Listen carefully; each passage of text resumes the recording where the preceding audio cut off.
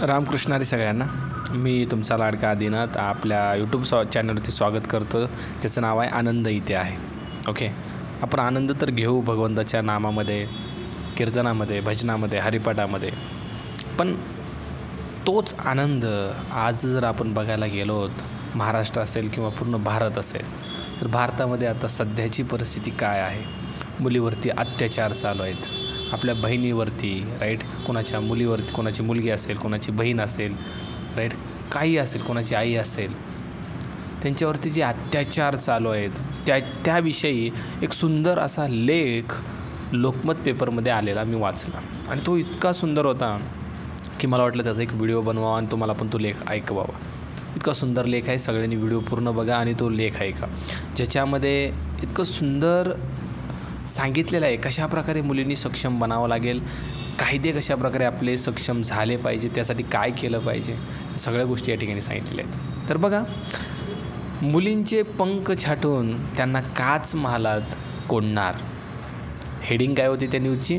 मुलींचे पंख छाटून त्यांना काच महालात कोंडणार. म्हणजे काय? तर बघा, सगळेच पुरुष आपले शत्रू आहेत, त्यांच्यापासून 4 हात लांबच राहायला हवं, असा विचार सामाजिक भयापोटी शाळकरी मुलींच्या मनात रुजणं योग्य आहे? Question mark. हे योग्य आहे? सगळेच पुरुष आपले शत्रू आहेत ही भावना शाळकरी मुलींच्या मनामध्ये रुजवणं हे योग्य आहे की नाही? कमेंट करून सांगा. क्वेश्चन मार्क दिला आहे, त्यानेसुद्धा आपल्याला विचारलं हे योग्य आहे का? याच्यावर माझं मत तर आहे, सगळेच पुरुष आपले शत्रू नसू शकतात, राईट, पण आजच्या जर दृष्टिकोनातून बघायला गेलं तर ही भावना रुजलीच पाहिजे. सगळे पुरुष आपले शत्रू आहेत अशी म्हणून मुलींच्या मनामध्ये भावना रुजली पाहिजे. कारण काहीच सांगता येत नाही. तुम्ही न्यूज ऐकली असेल, कोल्हापूरमध्ये स्वतःचा मामा जो सांभाळ करणार होता त्या मामाने अत्याचार केले मुलीवरती. त्यामुळे काहीही सांगता येत नाही. सगळे पुरुष आपले शत्रू आहेत ही भावना योग्य प्रकारे रुजली पाहिजे शाळकरी मुलींच्या मनामध्ये किंवा कुठल्याही मुलींच्या मनामध्ये. तर बघा, स्टार्ट करूया आपण. एखादी दुर्दैवी घटना घडली की जागं होणं, पेटून उठणं, त्यावर तीव्र प्रतिक्रिया येणं आणि काही काळाने पुन्हा एकदा ये रे माझ्या मागल्या म्हणत सगळं पूर्ववत सुरू होणं ही आपल्या समाजाची वृत्ती आहे. आणि आपण बघितलं आहे, राईट, घटना घडते, सगळे विसरतात, पुन्हा आहे तसं बेकबे चालूच आहे. उरणची घटना, कोलकात्याची दुर्घटना, बदलापूर येथे झालेले चिमुरड्यावरचे अत्याचार, या एका पाठोपाठ झालेल्या घटनांनी अस्वस्थ होणं, संताप येणं अगदी साहजिकच आहे. आत्ताच आपण बघितलं, कोलकातामध्ये घटना घडली, उरणमध्ये घडली, बदलापूरमध्ये घडली, परत कोल्हापूर असेल, कित्येक ठिकाणी या घटना चालूच आहेत. आज पुण्यामध्ये घटना घडली, तुम्ही जर न्यूज ऐकली असेल तर. या प्रतिक्रिया समाजातले काही घटक तरी याबाबत जागरूक, संवेदनशील असल्याचा दिलासा देणारे आहेत. याच्यामध्ये काहीच घटक आहेत जे जागरूक आहेत, पण बाकीच्यांना काही घेणं दिलं नाही, चालू आहे. पण दुसरीकडे मुली, स्त्रियांच्या सुरक्षिततेबाबत काळजी व्यक्त करत असताना कळत नकळत त्यांच्यावरची बंधनं अजून जाचक होतील, त्यांच्या स्वातंत्र्याचा संकोच होईल असे उपाय सुचवणारे महाभाग या समाजामध्ये आहेत आणि आहेतच.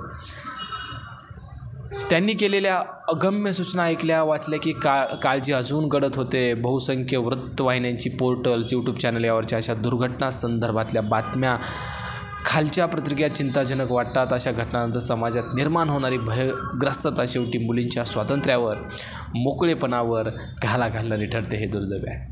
तुम्ही ऐकलं असेल, न्यूज चॅनल बघता, तुम्ही यूट्यूब बघता, त्याच्या कमेंट्स वगैरे वाचा. खूप म्हणजे तुम्हाला चिंता वाटेल तशा कमेंट्स वगैरे तुम्हाला बघायला भेटतील. अशा घटनानंतर समाजात निर्माण होणारी भयग्रस्तता शेवटी मुलींच्या स्वातंत्र्यावर, मोकळेपणावर घाला घालणारे ठरते. हे दुर्दैवी आहे. मुलींना शाळेत सुरक्षित ठेवायचं असेल तर मुलींच्या शाळा वेगळ्या ठेवा. शाळा वेगळ्या ठेवा. मुलींच्या शाळेत फक्त स्त्री कर्मचारी, शिक्षिकाच नेमा. मुलींना एकटींना घराबाहेर पाठवू नका. त्यांच्याबरोबर एखादा पुरुष सोबतीला ठेवा, असायलाच हवा. यासारख्या सूचना तिथे दिसतात. म्हणजे लहानपणापासूनच मुली यांच्यातील दरी वाढून ठेवायची का? मुली सुरक्षित राहाव्या म्हणून त्यांना आपण पुरुषापासून स्वतंत्र काचेच्या महालात कोणणार का? अशा प्रकारची व्यवस्था निर्माण करावी लागणं हे निकोप समाजाचं लक्षण असू शकतं का? Question mark. क्वेश्चन विचारला आहे. मुलगा मुलगी वेगळं ठेवणं, अहो का ठेवायचं आहे? का जर मुलगा आणि मुलगी, आपण म्हणतो भारत माझा देश आहे, सारे भारतीय माझे बांधव आहेत, तर का वेगवेगळं ठेवायचं? हा पण एक क्वेश्चन आहे, हा पण एक प्रश्न आहे, बरोबर. जिल्हा परिषदेच्या स्थानिक स्वराज्य संस्थाच्या प्राथमिक शाळांमध्ये पुरुष शिक्षक मोठ्या संख्येने आहेत, बरोबर. मुलामुलीबरोबर अत्यंत प्रेमाने वागणारे, त्यांच्या भावविश्वास, आदराचं, स्नेहाचं स्थान असणारे असे कित्येक पुरुष शिक्षकसुद्धा या समाजात आहेत की नाही? हो, आहेत. पहिली दुसरीतल्या छोट्या मुली त्यांच्याकडून हक्काने वेण्या बांधून घेतात, स्वतःची छोटी मोठी कामं करून घेतात. सगळ्याच पुरुषांना एकाच मापात तुलना आपण त्यांच्यावरही अन्याय नाही का करणार? आपण जर म्हणलो सगळेच पुरुष शत्रू आहेत, तर त्यांच्यावर अन्याय होणार नाही का? सगळेच पुरुष आपले शत्रू आहेत, त्यांच्यापासून 4 हात लांब राहायला हवं असा विचार मुलींच्या मनात रुजणं तरी योग्य आहे का? सांगा. यामुळे मुलींशी आत्मीयतेने वागणारे पुरुष शिक्षकसुद्धा बावरून बिचकून जातील आणि मुलीसुद्धा एका चांगल्या निर्मळ नात्याला मुकतील. नक्की. खरं तर शाळेतच काय, सगळ्या समाजातच मुलगे आणि मुली, स्त्रिया आणि पुरुष यांच्यासाठी समानतेचं, आदराचं आणि सुरक्षिततेचं वातावरण निर्माण करणं ही खरी काळाची गरज आहे. शाळांची भूमिका त्यात फार महत्त्वाची आहे. शाळांची स्त्री पुरुष भेदाची, पुरुषी वर्चस्वाची बीज घरातून रुजतात, तितकीच ती शाळेतून कळत नकळत रुजत असतात. खूप महत्त्वाचं लक्षात ठेवा. मुला मुलींचे खेळ वेगळे, त्यांची कामं वेगळी. सभा समारंभात मुलींना नटून थटून स्वागताला, पाहुण्यांना ओवाळायला उभं करणं आणि मुलांना टेबल खुर्च्या उचलायला लावणं, हे प्रकार मुलांच्या मनात लिंगभेद नकळत पण पक्के रुजतात. त्यामुळे याबाबतची शिक्षकांची समज प्रगल्भ हवी. शिक्षकांनी मैत्रीपूर्ण समुपदेशनाचं कौशल्य शिकवून घेणं आवश्यक आहे. शाळामध्ये किंवा कुठल्याही सार्वजनिक ठिकाणी CCTV कॅमेरे लावणं ही तर फारच तांत्रिक आणि वरवरची गोष्ट आहे. काही प्रमाणात ते आवश्यक असले तरी तो काही ठोस उपाय नाही आहे. आजकाल जवळजवळ सगळ्याच शाळांमध्ये मुलामुलीला चांगला स्पर्श, वाईट स्पर्श, इकडे घेतो मोबाईल, चांगला स्पर्श, वाईट स्पर्श,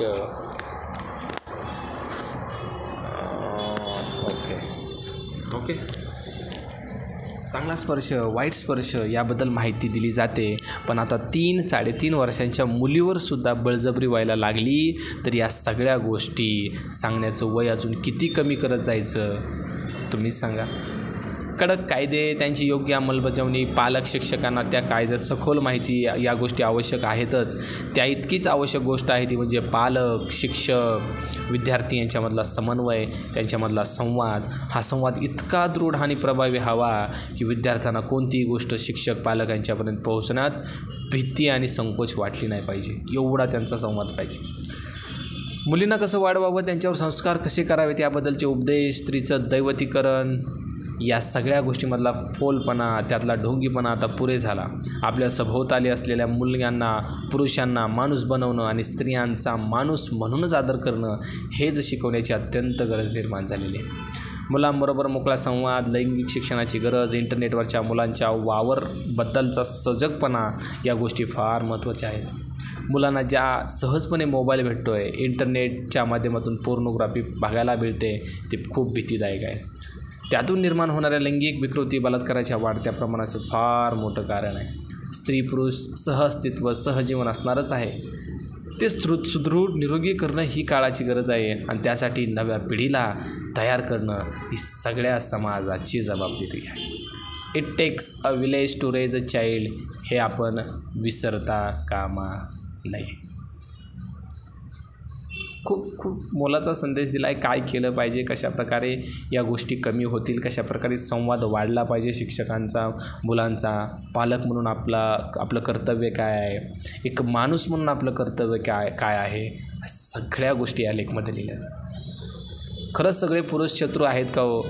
तर याचा आन्सर नाही, असंच असणार आहे प्रत्येकाचं. सगळे पुरुष शत्रू नाहीत, तर त्या पुरुषामध्ये असलेली कीड, एखादा पुरुष असतो ना, त्याच्यामध्ये असलेली कीड ही सगळ्या पुरुषी संस्थाला आपण म्हणतो बळी ठरवते. एक पुरुष तसं करतो, सगळे थोडी करतात. त्यामुळे सगळे पुरुष न करता तसं करत नाहीत, पण सगळ्या पुरुषाला शत्रू म्हणणं हे मात्र नक्की चुकीचं आहे. आपण माणूस म्हणून चांगलं झालं पाहिजे, माणूस म्हणून आपण समाजामध्ये वावरलो पाहिजे आणि